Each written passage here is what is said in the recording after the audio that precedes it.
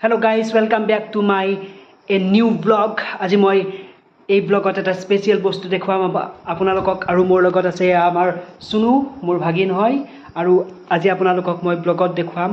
মই এয়া চাওক কেইটামান বটল আছে এই বটল কিটা কেনেকৈ ফ্লিপ কৰিব পাৰি কেনেকৈ কিমান বাৰত ফ্লিপ কৰিব পাৰিম আমি কেইবাৰত ট্ৰাই কৰিম গোটেইবিলাক এফালৰ পৰা ডাঙৰৰ পৰা সৰু আছে আৰু সৰুৰ পৰা ডাঙৰ আছে গতিকে আপোনালোকে চাই থাকক মোৰ এই ভিডিঅটো কেনেকুৱা লাগে জনাব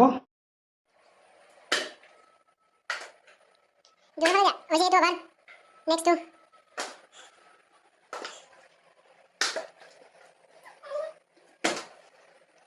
cầm này lấy lại